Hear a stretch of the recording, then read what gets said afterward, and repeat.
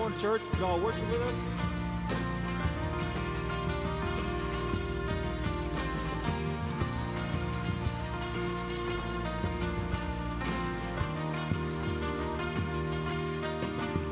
Your word is a lamp unto my feet.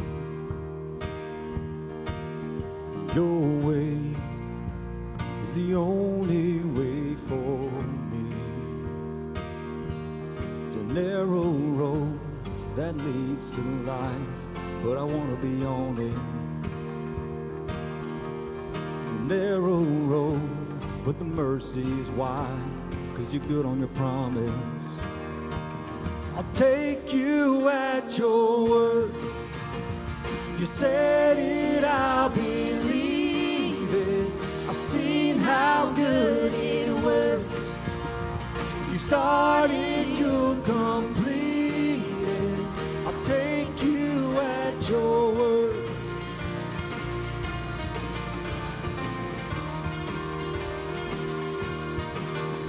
You spoke, and the chaos fell in line.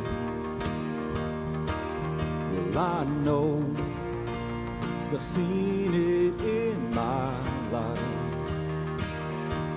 It's a narrow road that leads to life, but I want to be on it. Yeah. It's a narrow road, and the tide is high, but you're parting the waters. I'll take you at your word. If you said it, I'll believe it. I've seen how good it works.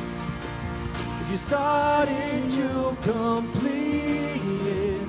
I'll take you at your word. If you said it, I'll believe it.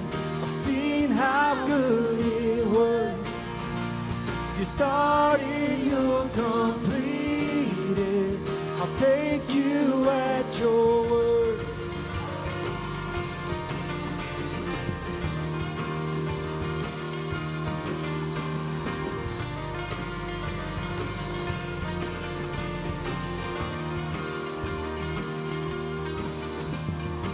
You said your love will never give up. You said your grace is always enough.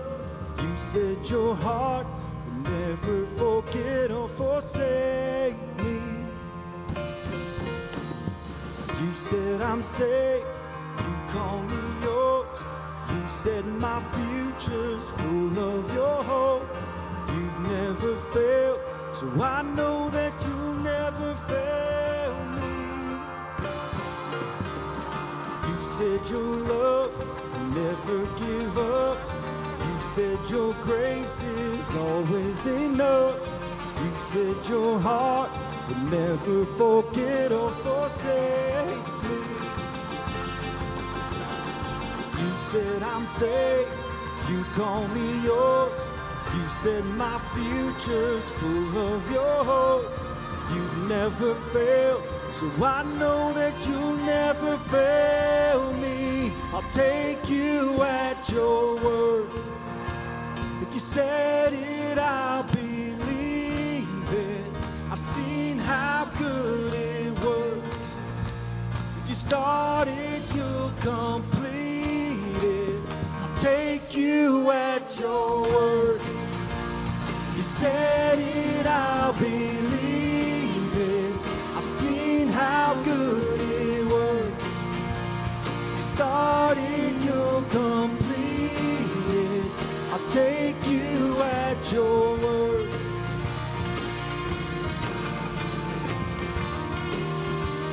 I'll take you at your word.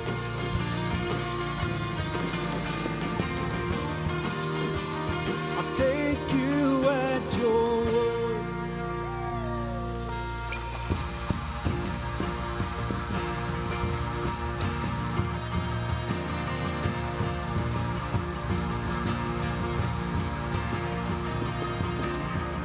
When I see is the battle, you see my victory.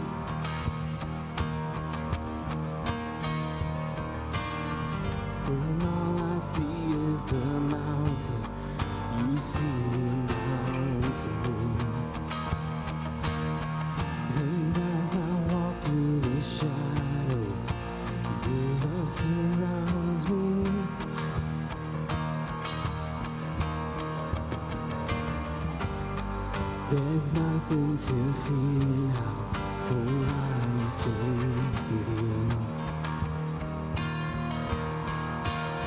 So when I fight on my knees, with my hands lifted high. Oh God, the battle belongs to you.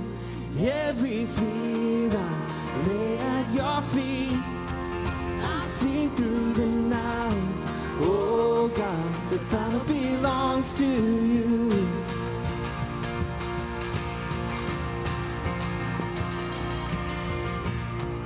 And if you are for me, who can be against me?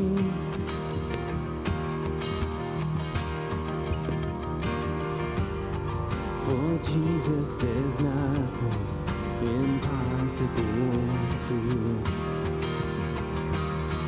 When all I see are the ashes, you see the beauty.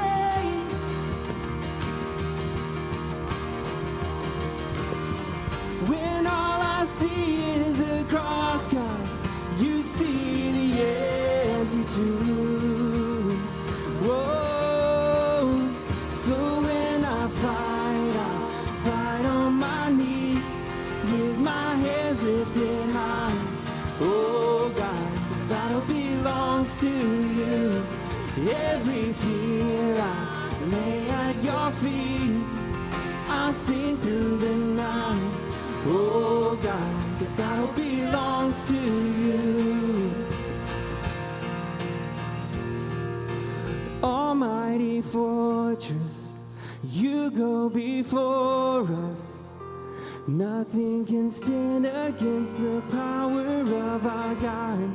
You shine in the shadows, you win every battle. Nothing can stand against the power of our God. No mighty fortress, you go before us. You can stand against the power of our God. You know in the shadows, you win every battle. Nothing can stand against the power of our God. In almighty fortress, you go before us. Nothing can stand against the power of our God. You shine in the shadows, you win every battle. Nothing can stand against the power of our God. Yeah. So when I fight on my knees, with my hands lifted high. Oh God, the battle belongs to you. Every fear I lay at your feet. I'll sing through the night. Oh God, the battle belongs to you. Oh God, the battle belongs to you.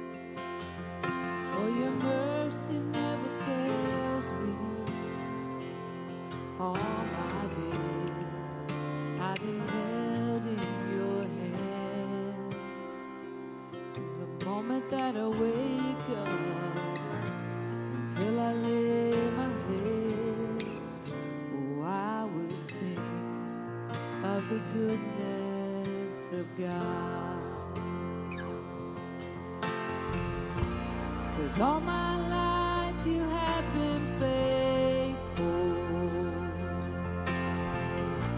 and all my life you have been so, so good. With every breath that I am able, oh, I will sing of the goodness of God. I love your voice. You have led me through the fires and in darkest night. You are close like no other. I've known you as a father. I've known you as my friend. And I have lived in the goodness of God. 'Cause all my life you have been faithful. And all my life you have been so, so good. With every breath that I am able, oh, I will sing of the goodness of God. 'Cause your goodness is running after, it's running after me. Your goodness is running after, it's running after me. With my life laid down, I surrender now. I'll give you everything. 'Cause your goodness is running after, it's running after me. Your goodness is running after, it's running after me. Your goodness is running after, it's running after me. With my life laid down, I surrender now. I'll give you everything. Your goodness is running after, it's running after me.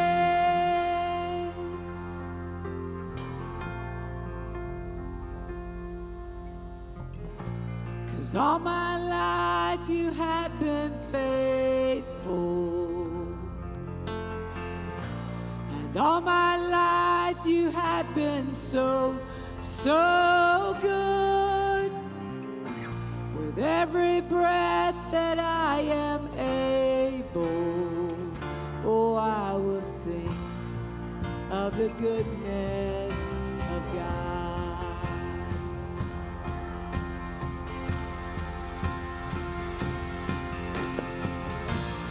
All my life you have been faithful. And all my life you have been so, so good. With every breath that I am able, oh, I'm gonna sing of the goodness of God. Oh, I'm gonna sing of the goodness of God.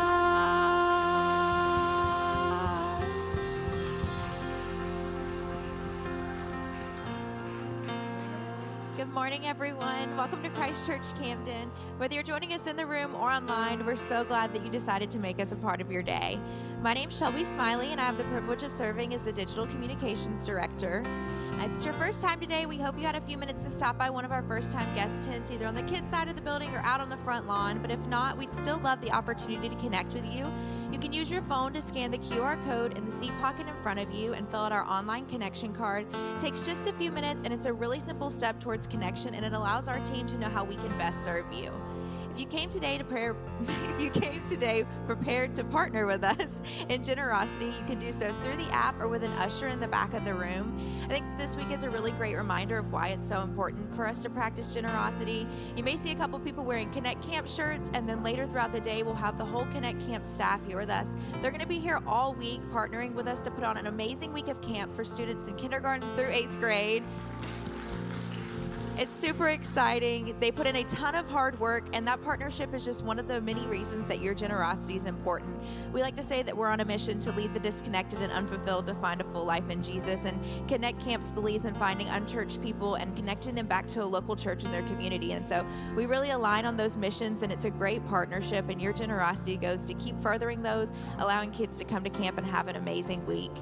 Connect Camp is just one of our amazing summer Sundays. If you came in on the kids side on your way out, you'll find snow cones and Gaga Ball, which are just one of those symbols that let kids know, like, Connect Camp is here, it's happening right now, and they get super excited. And so that's just one of our summer Sundays. Last week we had food trucks and lawn games on the front lawn. So if you missed that, check out this short video about what happened last week.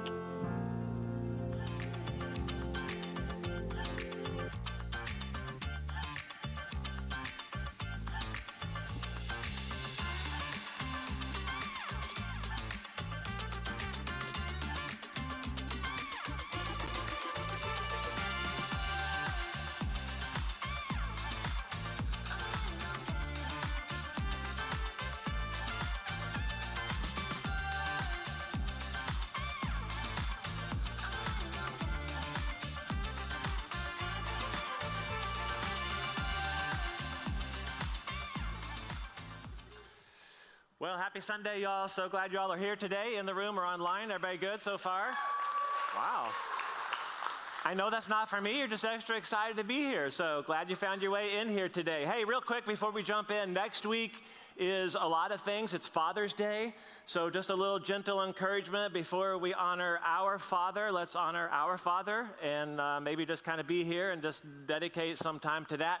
But I have heard that the thing we're doing to connect with each other next week is that there's going to be a floating island green out there, and that we're going to hit some golf balls that direction, and maybe you can win a Top Golf gift card. And I'm just hoping to practice a little bit this week if that thing gets up and running soon, so that'll be awesome.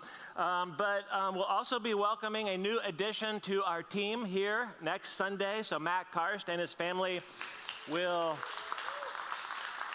have moved here mostly, and they will be Camden residents, and he'll actually be here helping to lead worship for us next Sunday. So looking forward to that. Hope you'll be here for that. Last week we started this series that we're just simply calling Be the Branch, okay? And everything's happening from the book of John, chapter 15. We're going to be here for the whole month of June. So if you brought a hard copy of the scriptures, you open up to the middle, turn to the right, okay? Eventually you come to Matthew, Mark, Luke, John, chapter 15. We're going to read this again today, but I always want to direct you to the app. So if you have the app and you're like, well, how do I get the app? Well, there's instructions in the back of the seat in front of you, but you'll find notes in the app for each week's message, if that's an easier way to follow along. Or you can do a lot of the things that Shelby talked about. You can learn about events in the app. You can practice giving or do generosity in the app. You can serve in the app, and those are two really great things that help connect you to the mission of our church. So John chapter 15, and before we read this, you know, one of the first Christmases that my wife Chris and I were together, I think it was the second one, I bought a Nintendo for Christmas, okay? So the original, the gray box Nintendo for us. This is 1993, I think it was, so you got to go back to that time. We bought the Nintendo, and we played it nonstop. Some of us played it nonstop, and our son Jordan was 6 months old at the time. So he actually just sat there with us the whole time. He would watch this, and he would want to be a part of the action. And so eventually we would let him join in and think that he was participating. And so we would give him a controller, but the controller wasn't connected. We would actually take it and put it underneath the console so it looked like it was connected, but the man had no power, okay? So he could hit the controller, he could push buttons, he could yell at the bad guys, he could, you know, jump up and down, he could do everything he thought that he was doing, okay? Except he just couldn't do the most important thing, okay? He couldn't actually save the princess because he wasn't connected to the power source, okay? Which is what we're talking about in John 15. I think it perfectly describes what we stepped into last week, okay? So John 15, Jesus rolls out this very famous metaphor, and it's about the importance of connection to the proper source in order to produce what it is that you want in your life that's amazing, and actually what God wants in your life as well. And so it's very likely that Jesus delivers this, I think, in part while he and his disciples are walking through a garden, okay? And so very memorable metaphor, John 15, he says, here's what it looks like to be in relationship with me, and it's like a branch connected to a vine. As long as it's connected, it will produce something, okay? When it's disconnected, you can't do anything. So here's the way it reads. We'll read most of it every week. I'm just going to read 1 through 8 today. Jesus says, I am the true vine. My Father is the gardener. Okay, so Jesus says true vine, which means there might be some imitation vines, and you won't find what you're looking for or need anywhere else but in me. I'm the true vine. My Father's the gardener. Every branch in me that does not produce fruit, he removes. We're actually going to look at that word today, removes, okay? And he prunes, we're going to read that word as well, every branch that produces fruit, so it will produce more fruit. So God's the gardener. Jesus paints this picture. He's got the shears in hand, okay? You are not your own pruner, by the way. Okay, you're not going to do this work on your own. You're not your spouse's pruner or the person sitting next to you, okay?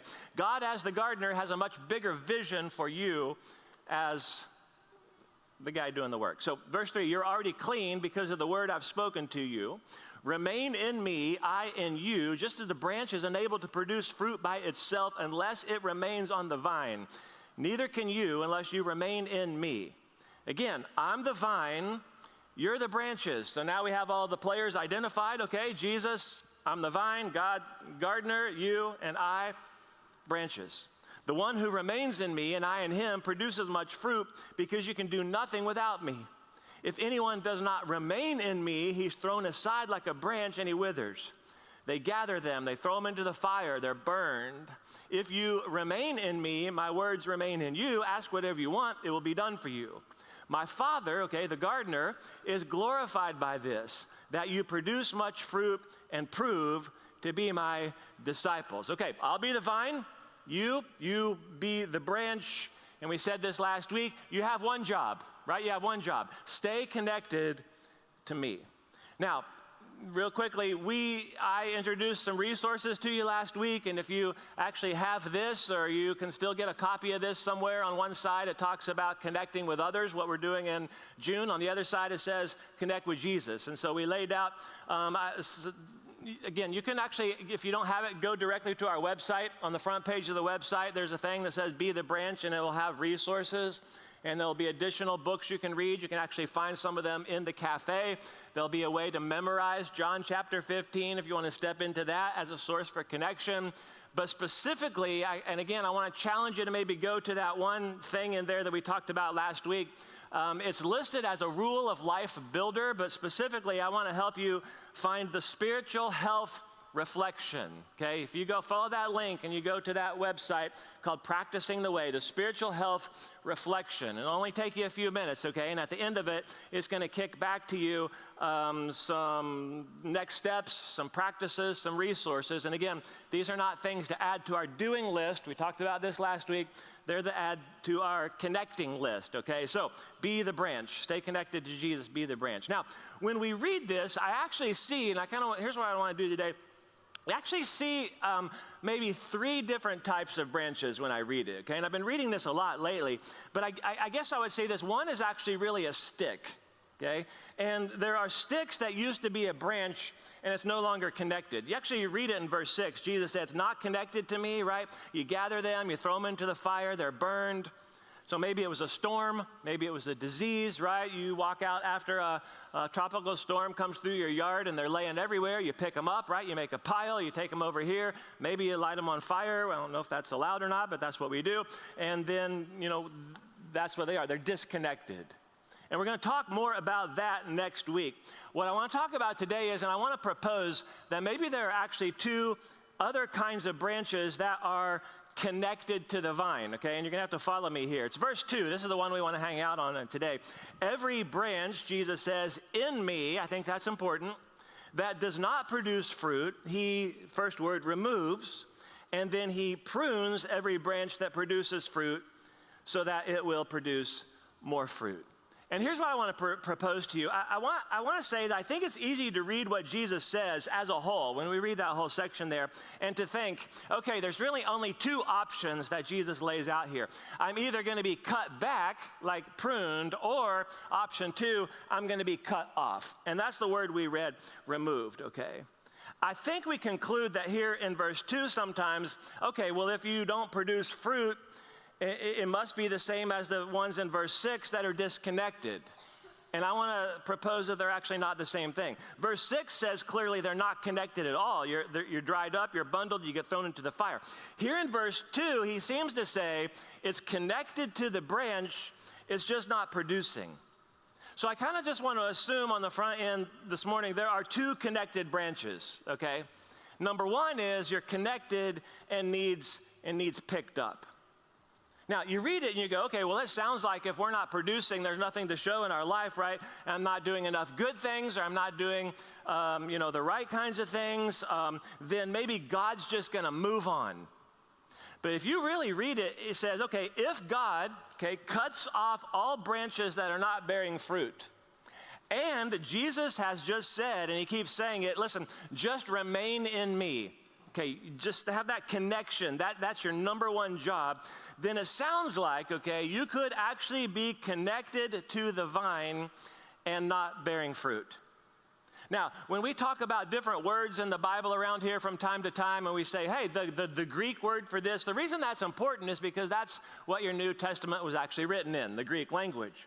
And then it got translated over into English, and sometimes we have to go back and go, okay, what was really meant there? So those words matter. And I want to direct you to the word remove, or depending on your version, your translation of the Bible, it may actually say cut off, okay? It's the word airo, A-E-R-O, or some A-I-R-O, okay? And as a general word, it can actually mean to remove, which is the way we read it, or it can actually mean lift up. So on the one hand, it makes complete sense that the gardener is removing these dying branches, right? Hey, that branch right there is dead. It just hasn't fallen off yet. Let me just kind of take that out of there. But an equally valid, and you're going to have to use your brains here for a few minutes, an equally valid use of the word is picked up. That God actually picks up dying branches. So, okay, it can mean picked up, it can mean cut off. So I just want to ask you for a second, what would you do if you're God with a branch that seems to be connected, but let's just be honest, it's a little disappointing, okay? You know what I mean?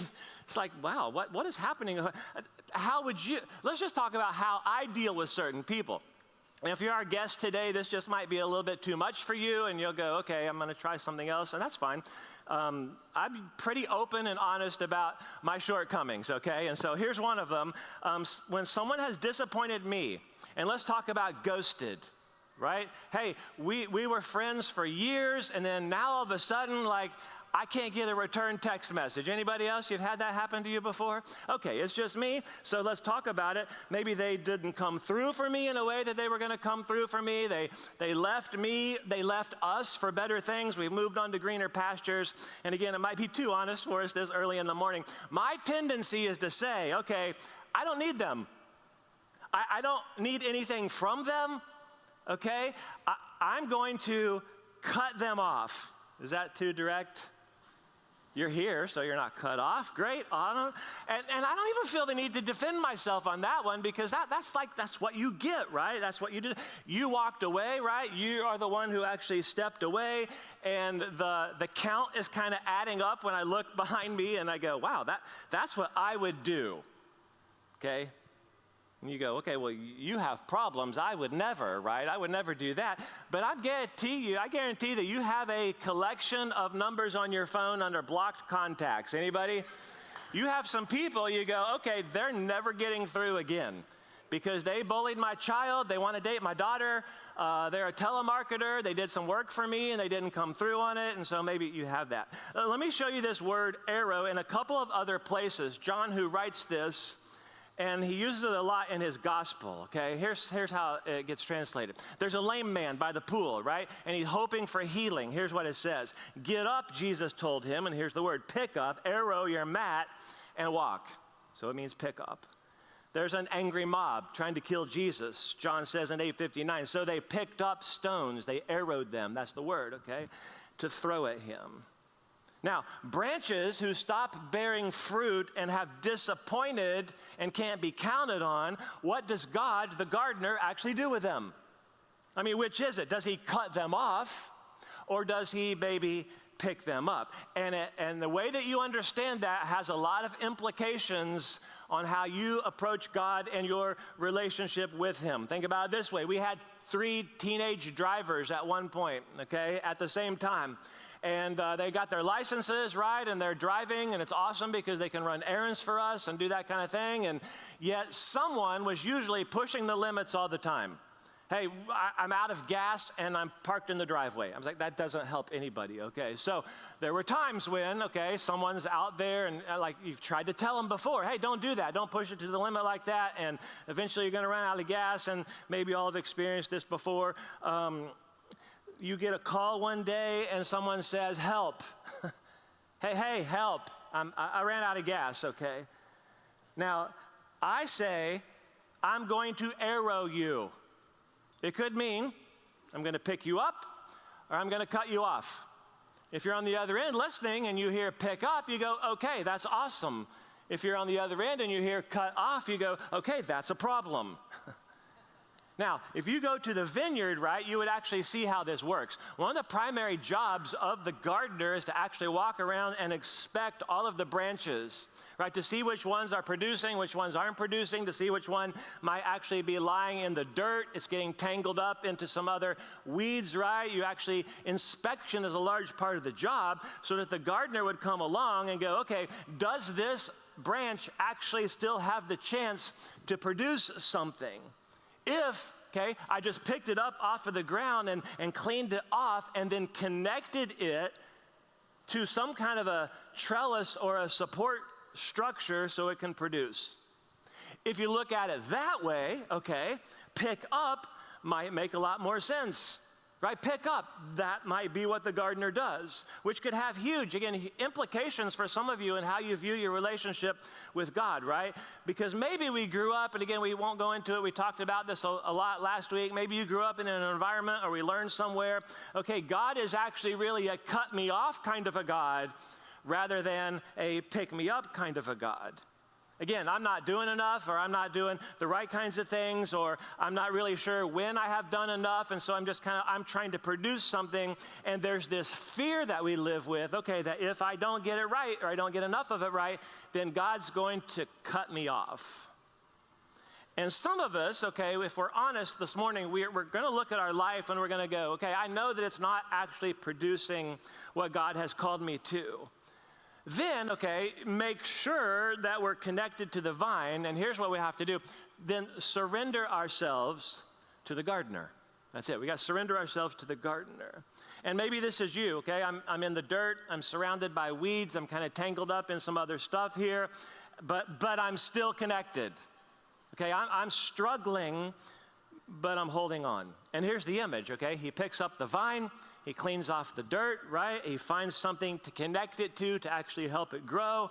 And he might set it up on a rock. More than likely, he may actually connect it and intertwine it with some other stronger branches so that they support one another, which I think is a wonderful image for us, maybe in a place like this one, to go, okay, I'd say that the church is part of what God actually uses as a relationship to support you and to help you in your growth, okay? So part of what he uses, okay, to be here, to be connected, to kind of lean into one another, part of what he uses to make sure we're supported is each other, okay? So other branches. So you're not discarded. That's what I want to say. You're not cut off. You're cared for. And as long as you're connected, there's hope. And so, okay, well, why does he do that? So you can produce fruit in your life. So branches that are connected, that'd be number one, and need picked up. The second one is the more obvious one, right? Branches that are connected and need pruned. Okay, who's excited about that? Pruned. You're like, well, what are we talking about here? Well, verse 2, he prunes every branch that produces fruit so that it will produce more fruit. Now, I was thinking about this, and pruning is actually a good thing, isn't it? When a really difficult person gets sent to another location, and you're like, finally, they're out of my life, right? They leave the church, they go somewhere else. You're like, the Lord is pruning us right now, and this is a great thing. And you're like, I don't know that that's what it really means. Maybe. I'd say most of the time we hear pruning, and it just sounds bad, doesn't it? It sounds painful, it sounds negative, and a lot of times it feels like a punishment, and the question usually is, well, what did I do to actually deserve this? See, Jesus makes it clear that if you are connected to the vine and producing fruit, that pruning is not optional. He actually says every branch, okay? Every branch. That the gardener intentionally wounds the branch by cutting something away so that in the end it will actually produce even more fruit. I'd love to give you a personal example of pruning from my own yard and garden, but you all already know this. I'm only one letter away from being penalized by the HOA for lack of upkeep, so I'm probably not the right person here. So let me try this, okay? As someone who grew up in the most awesome decade, the 80s, anybody else? Okay. It was the best of everything, by the way, okay? Music, fashion, movies, and one of the classics had to be The Karate Kid, okay?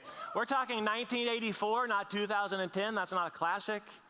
1984 version, and maybe you recognize this guy. I think I threw a picture of him in here. Mr. Miyagi, do we have him? There we go, Mr. Miyagi and Daniel-san in the background. And it's a scene where young Daniel-san comes in and Mr. Miyagi's pruning these bonsai trees, and they're already pretty small, okay? And he's just like cutting away, he just keeps clipping, and Daniel's trying to understand, like, what are you going for? Like, what is the shape that you're trying to produce there? And Mr. Miyagi just keeps saying, picture. Right? Picture in head. Just trust picture. Remember that? It's like a classic scene. Just trust picture. And it kind of became a bit of a metaphor even for their relationship and the kinds of things that Daniel was going to have to go through to get the result that he desired. Right? The pruning, okay, is a process that's actually designed to lead to the picture. You have to trust the picture or you will resist the pruning. You say, well, what's the picture? Well, as a branch, you trust the picture that the gardener has in mind.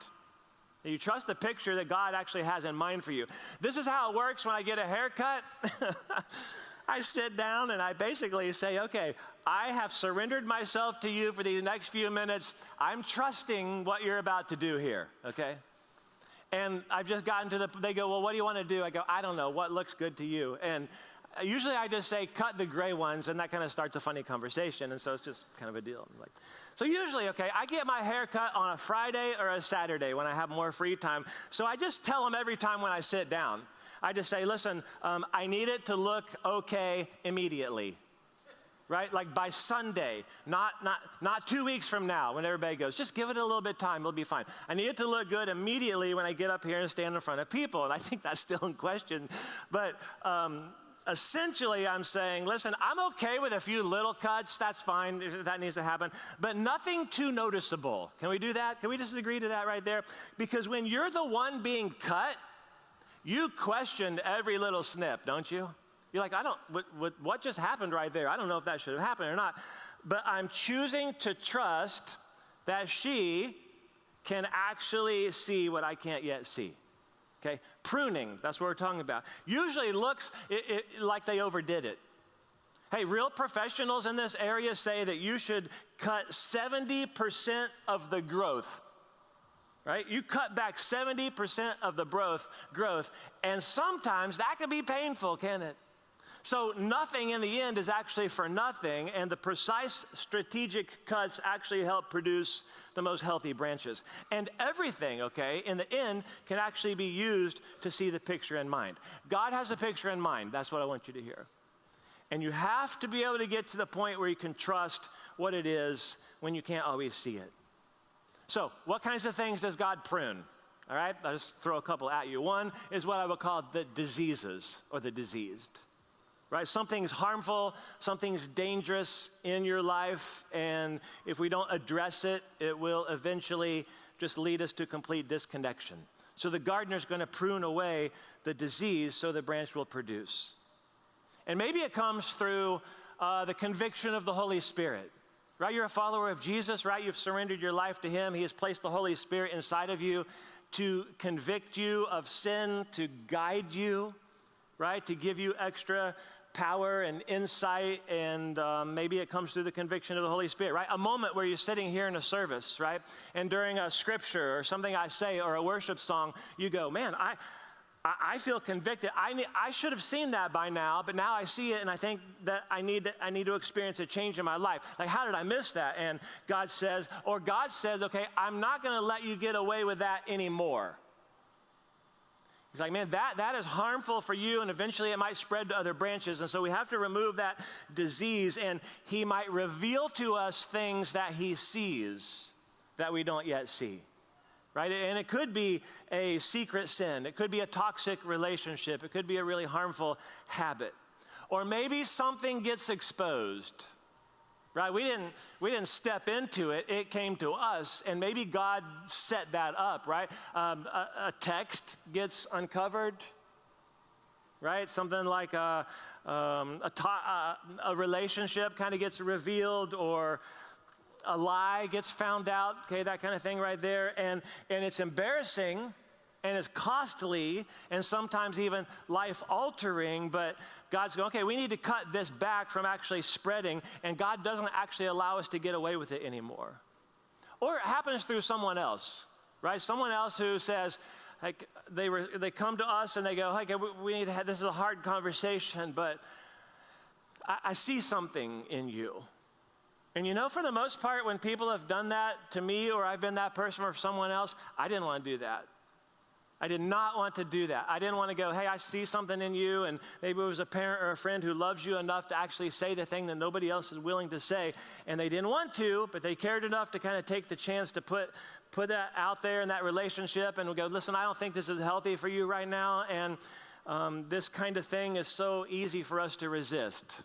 If you've ever had somebody come to you and you go, man, who do you think you are? And why don't you just mind your own business and work on your own stuff? And then someday, oftentimes down the road in the future, with enough time and perspective, we can look back and go, okay, boy, I realize how much they must have cared to risk that.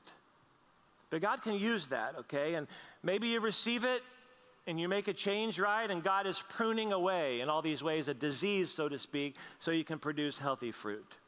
I'd say a second area is what I just called distracting. Okay, the gardener will prune what is distracting. Some branches, and those of you who are more knowledgeable about this than me will know this, there's this thing called a sucker shoot or a sucker branch, okay? And it's like, it happens right here. It's just a little offshoot of the vine, and it's right there where the branch meets, and it doesn't do anything. Okay, it doesn't produce anything. It doesn't grow fruit, but it actually steals nutrients that should be going to the branch, okay, if you can kind of picture that. So it seems harmless, and it's not necessarily destructive in the end, but it's distracting. That's what I would call it. It's diverting energy and attention, and it has to be cut away so we can get rid of the unnecessary stuff that keeps it from growing.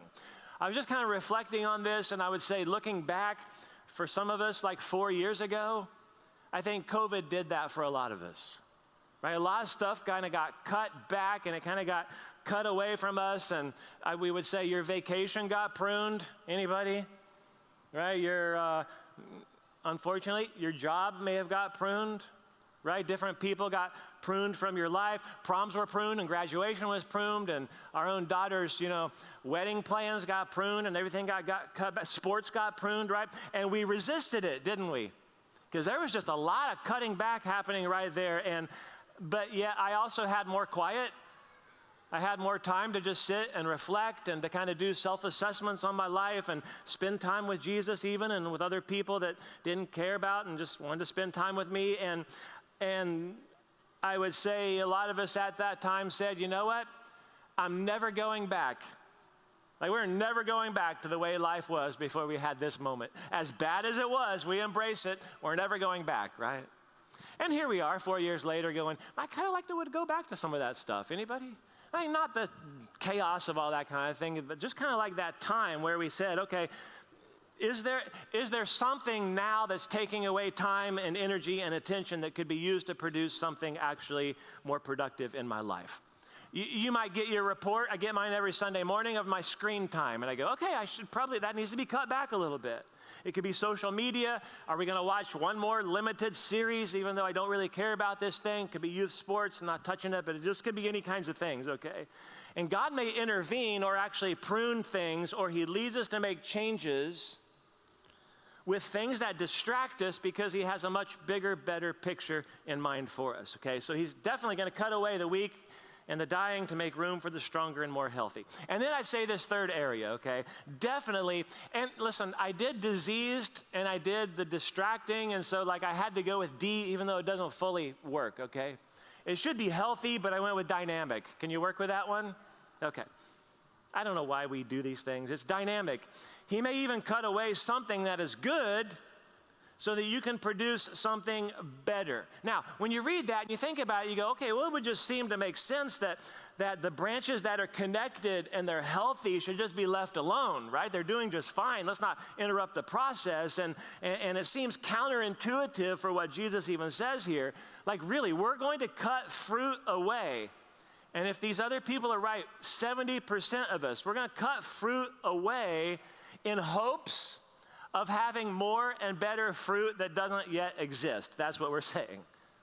But Jesus says, okay, the gardener actually prunes branches so they will bear even more fruit. So sometimes he even cuts away the good for something better and maybe bigger and more healthy. We said this last week, that part of the fruit that God desires to produce or be produced in our life likely sounds a lot like a list we read in another section, Galatians chapter 5, right? The fruit of the Spirit, love, joy, peace, patience, kindness, goodness, gentleness, faithfulness, and self-control. And I'll just share on a personal note here is, I feel like this kind of pruning is something that's kind of happening in my life right now. And I would generally say, okay, when I look at my life, man, things are going very well. Right? I see some results and I like my life, and it doesn't by any means mean that everything is perfect and I'm the model follower of Jesus. That's not what we're saying. But the general direction and the trajectory of my life and what's happening, I go, man, I'm very satisfied. I'm very content, and I see really good things happening. At the same time, okay, it feels like there are certain things that are being cut back. Okay, it feels like some of my relationships have changed a little bit in the last year and a half. It feels like things that I thought were really good to step into have turned out to actually be a dead end. And the things that I had planned on, I thought, boy, this is a really good thing, and let's just kind of keep it going. It just feels like, oh, kind of it's on pause right now. And maybe God is stopping those things, okay, because he has something better in mind. I'm actually in a season where I have a couple of trusted pastors in my life and an amazing wife, okay, who are challenging me. And they're saying, hey, I see this in you.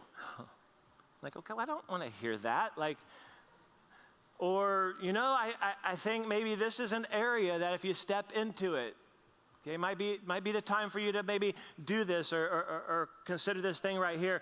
And it's happening here in our church too, and maybe you don't even notice that. And so there's just so much good to celebrate here, and it's been that way for so long. Okay, it's just like, man, everything that happens is like, well, that was good. That wasn't even a good idea, and look what God did with it. That was amazing. It turned out awesome. And I wish for me, because it kind of feels like God's moving all of us into a new season collectively, and you're like, I don't sense that. That's why I'm telling you, okay? We're kind of moving into a new season, essentially, and part of me goes, okay, I just wish I knew exactly what was happening, right? We drove the granddaughter back to North Carolina last Wednesday, and Chris said, I can't do it by myself. Will you go with me? I said, yes, but we got to do all of it on Wednesday. So we drove her all the way up to North Carolina, dropped her off, unloaded her crap, and I said, we'll see you later. We got in the car, and we headed back down here, okay? We left at 8 in the morning, got home at 11:30 p.m., partly because South Carolina is the worst state for being so small, okay? The roads are bad, the exits are bad, even the Bojangles is bad. And I don't know how you messed that up, okay? I really don't know how you messed that one up. There's kind of a standard for all that kind of thing right there. But we got rerouted, and we're, off-road, and it took so long to get home. And of course, you're like, it's 30 miles of orange cones in the right lane, and nothing's happening.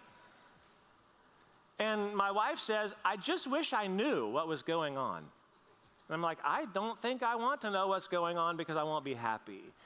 And I feel that way about this. It's like, I wish I knew what was going on. Like personally, God, where are you leading? Or God, as a church, like what is it that you have planned for us? Because can't we just hold on to the good things that are happening?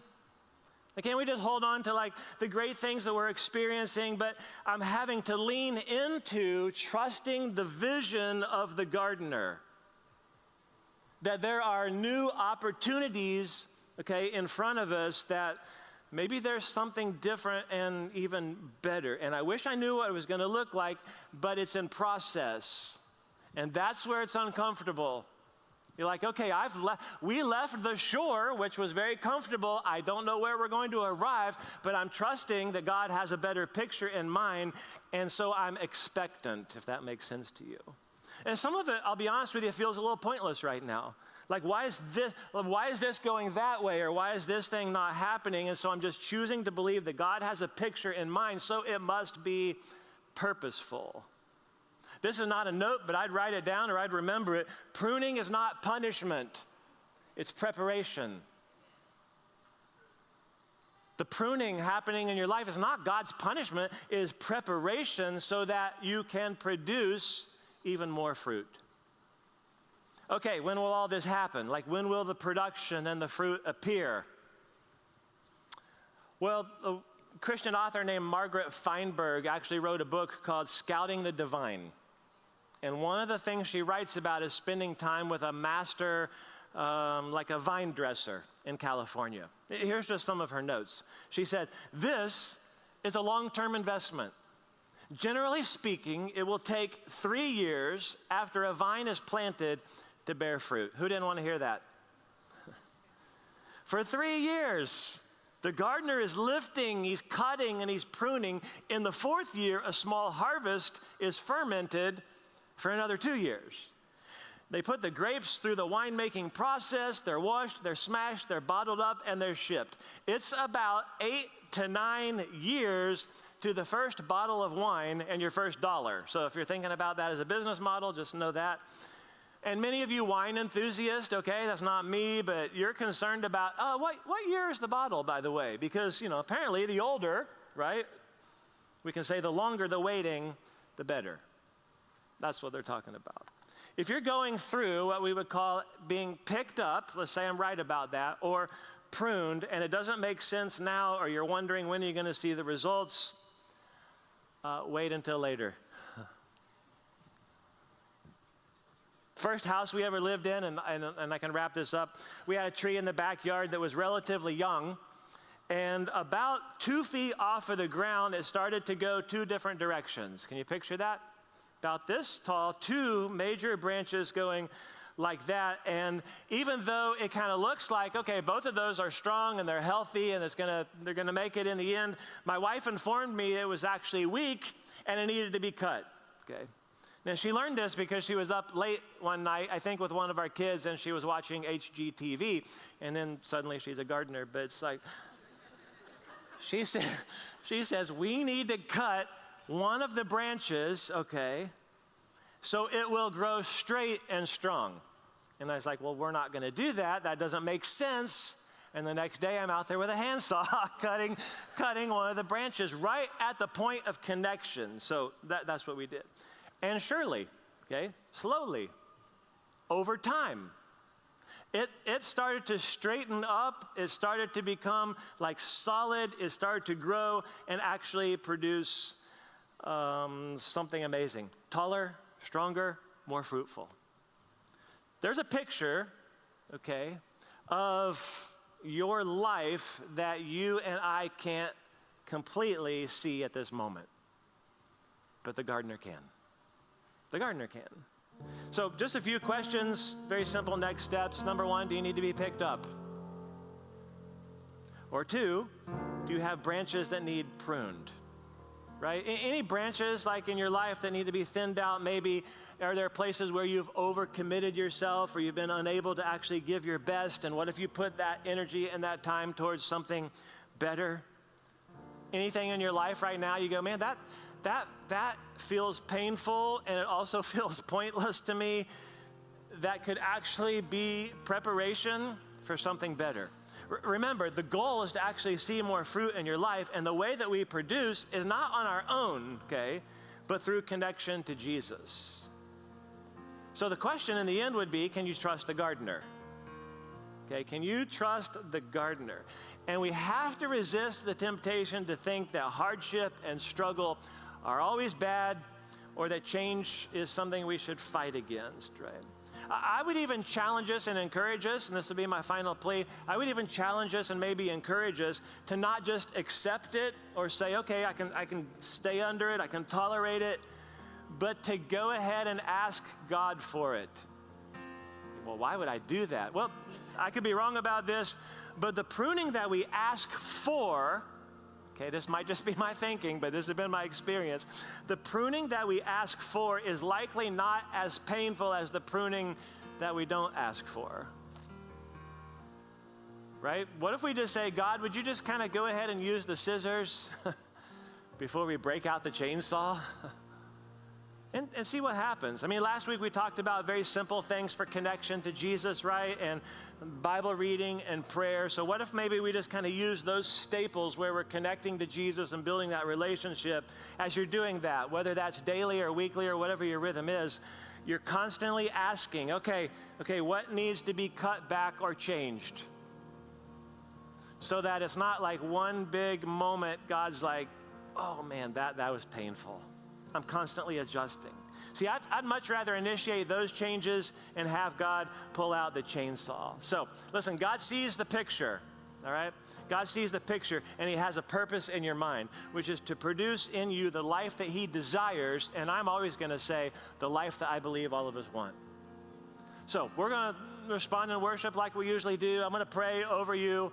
But I think it's a great day if you're a follower of Jesus to take communion, another point of connection for you. It's in the back of the seat in front of you.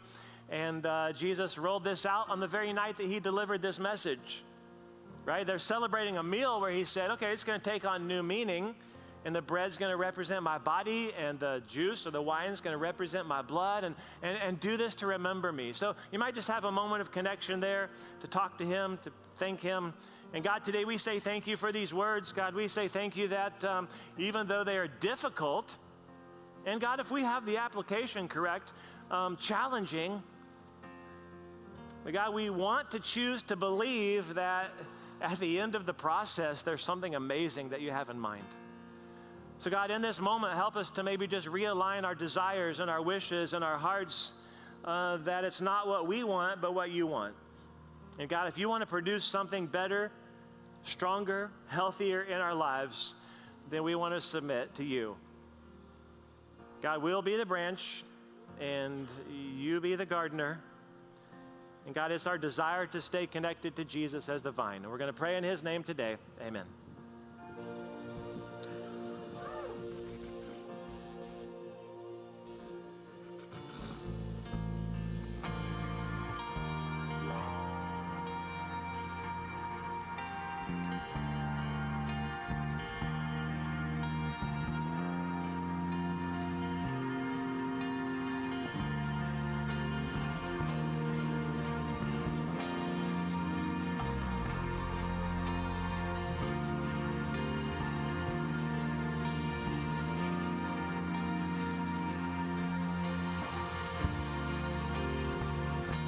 Speak to me when the silence stills my voice.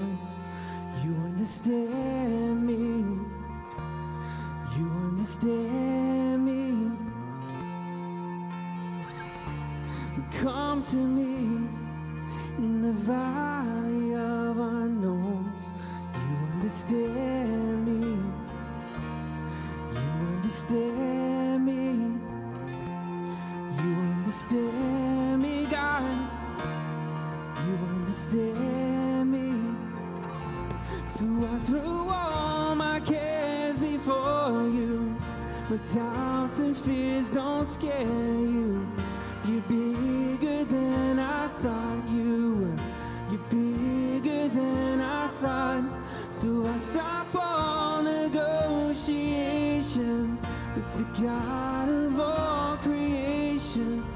You're bigger than I thought you were.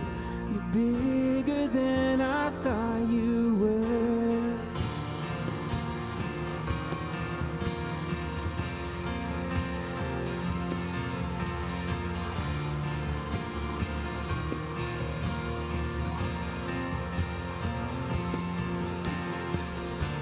And I believe, but help my unbelief, 'cause you understand me. You understand me. Help me reach the faith that's underneath. You understand me. You understand me. You understand me, God. You understand me. And I threw all my cares before you. My doubts and fears don't scare you. You're bigger than I thought you were. You're bigger than I thought. So I stop all negotiations with the God of all creation. You're bigger than I thought you were. You're bigger than I thought you were.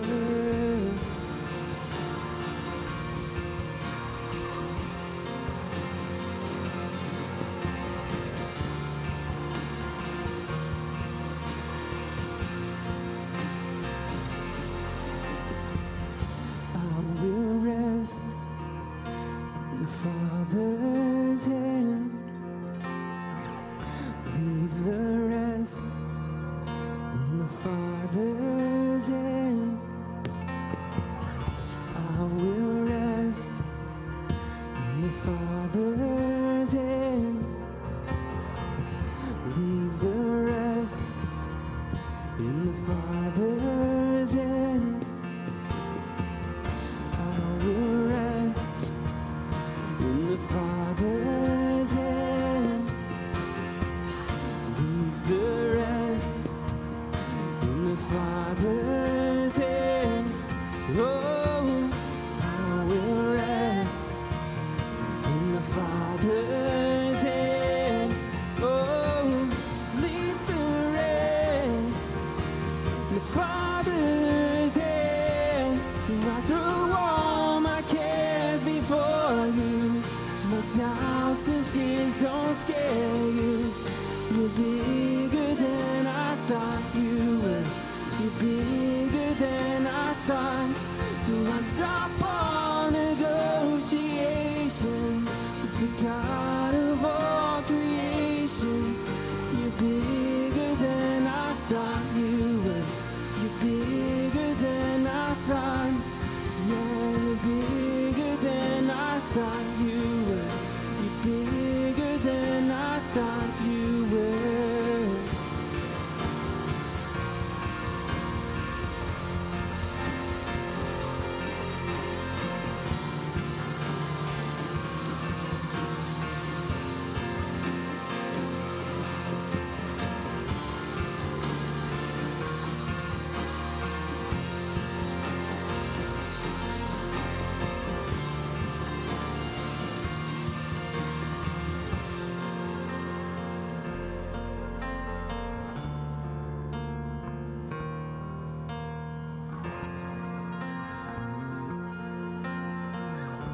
I will rest in the Father's hands. Leave the rest in the Father's hands. I will rest in the Father's hands. Leave the rest in the Father's hands.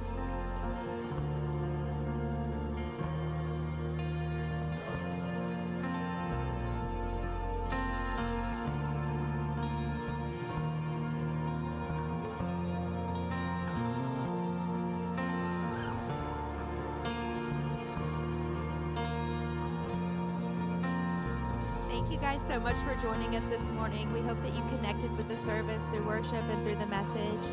If you made a decision today and you'd like someone to pray with you, we have an amazing prayer team in the back right-hand corner who would be so honored to just take a few moments and pray with you and really connect with you. If you made a decision and you're ready to be baptized, you can head to the back left-hand corner of the room. We're so excited for that decision, and we would love to walk through that with you. Like I said before, if it was your first time, you can join us out on the front lawn. There's a big tent. We have volunteers there ready to meet you, connect with you, and help decide what your next steps might be. We'll see you guys next week.